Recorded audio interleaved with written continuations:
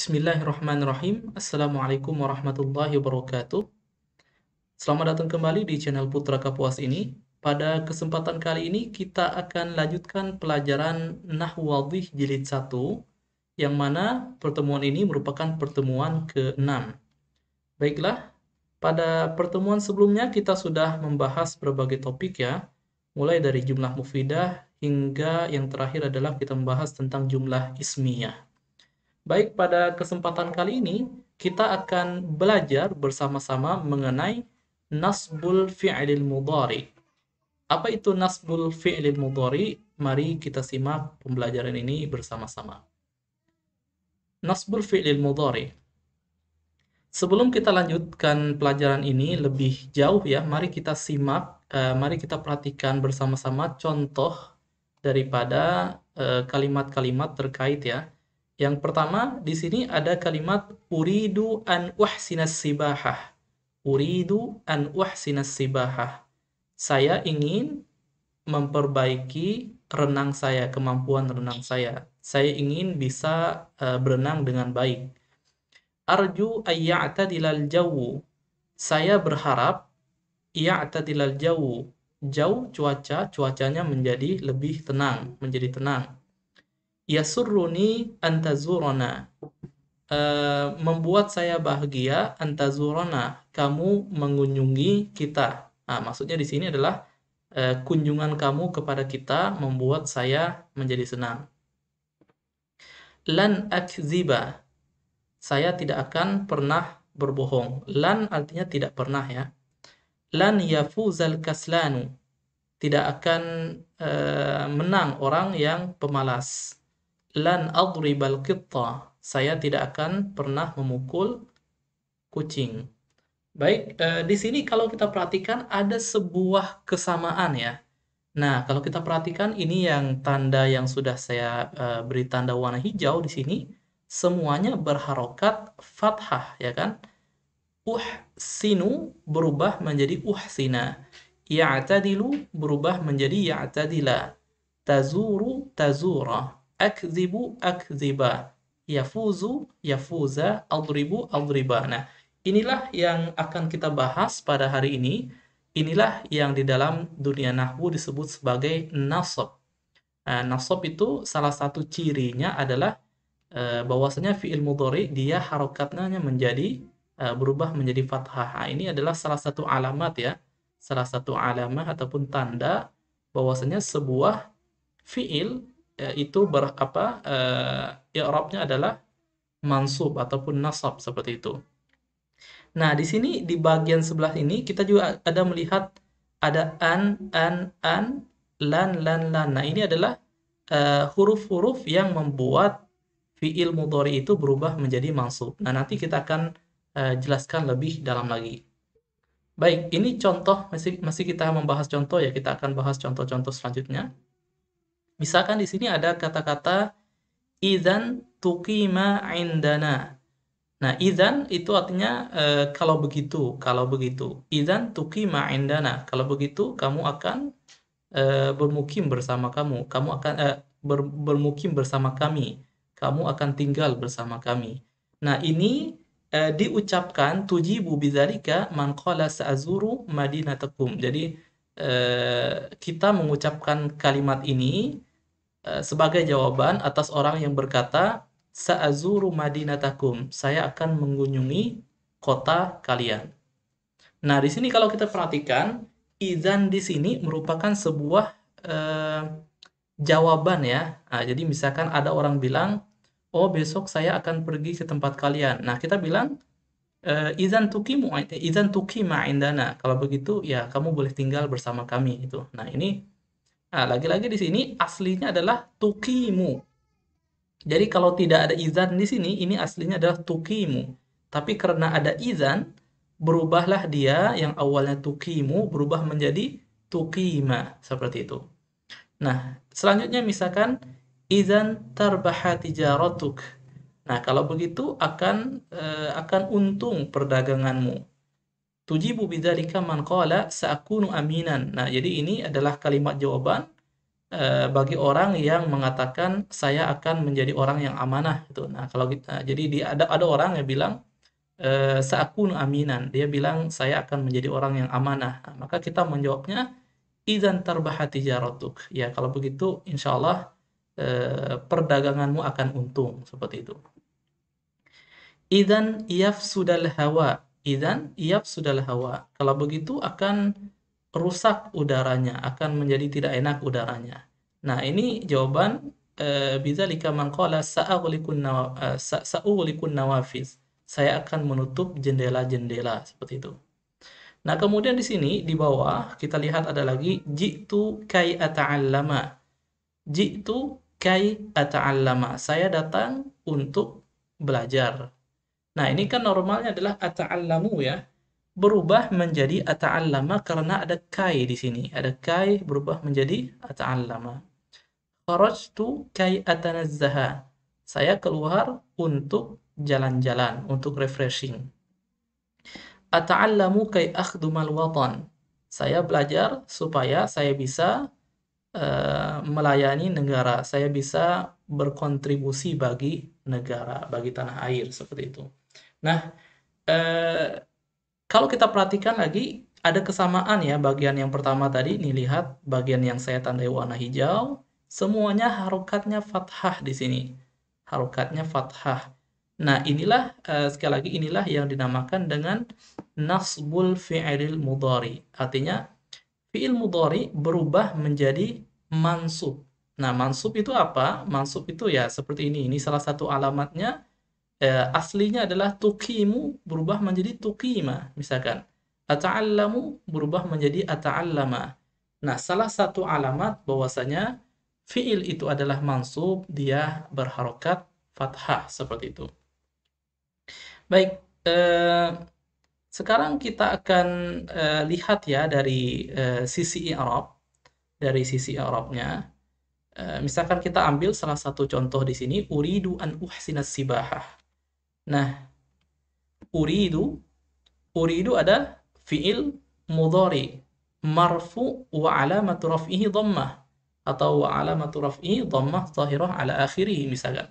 Nah, di sini kita perhatikan ya, uridu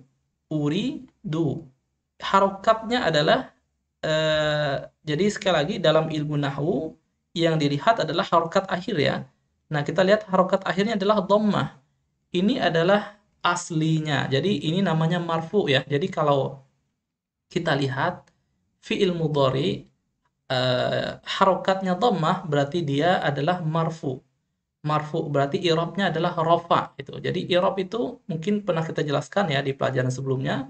Ada rafa, ada nasab, kemudian ada lagi apa namanya ya? Ada lagi jazam nanti seperti itu. Nah, jadi ada rafa kemudian ada nasab, kemudian ada jazam untuk fi'il mudhari.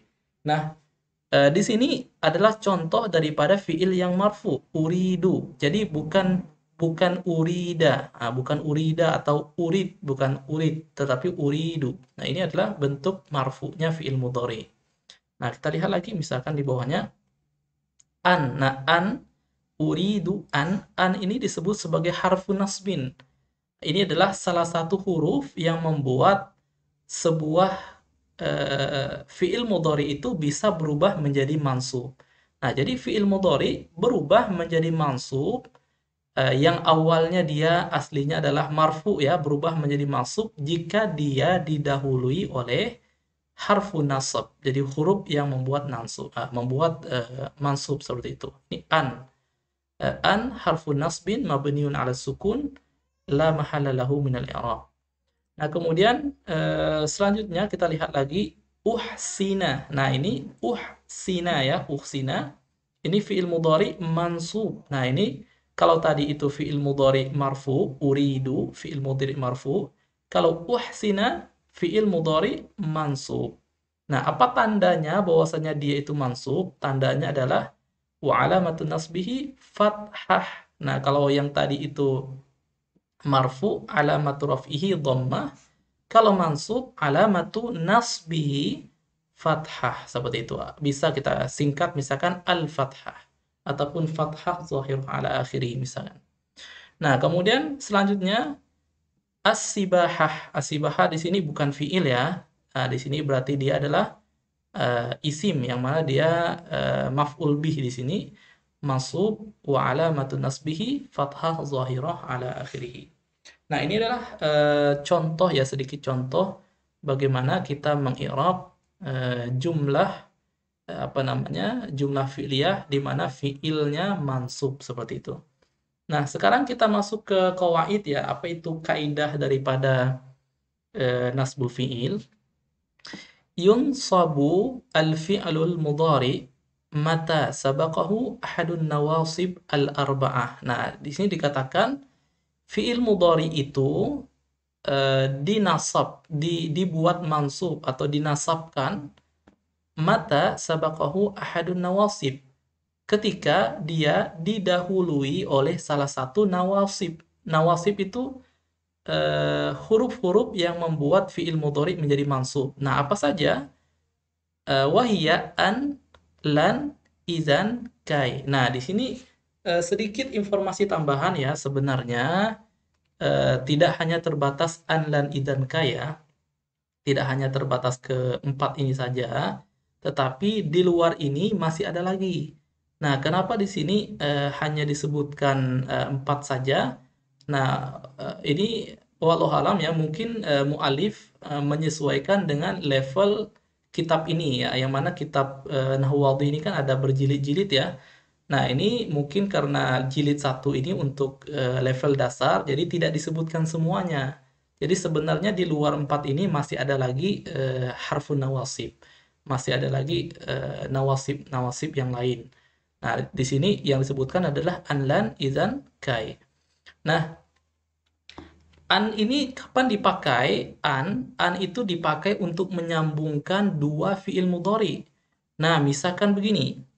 Contohnya adalah misalkan saya ingin pergi. Saya ingin dalam bahasa Arabnya adalah uridu. Nih, misalkan saya kasih contoh ya. Saya kasih contoh supaya bisa dipahami. Saya pakai pen saja ya. Saya ingin ya, misalkan, maaf. Oh ya, maaf, ini ada sedikit kendala ya, nampaknya nggak bisa.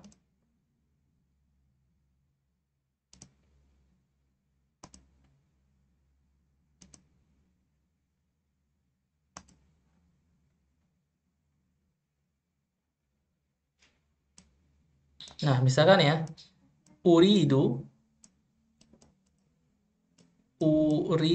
misalkan ya, maaf, uridu, saya ingin artinya ya, saya ingin pergi. Nah, normalnya pergi di dalam bahasa Arab itu eh,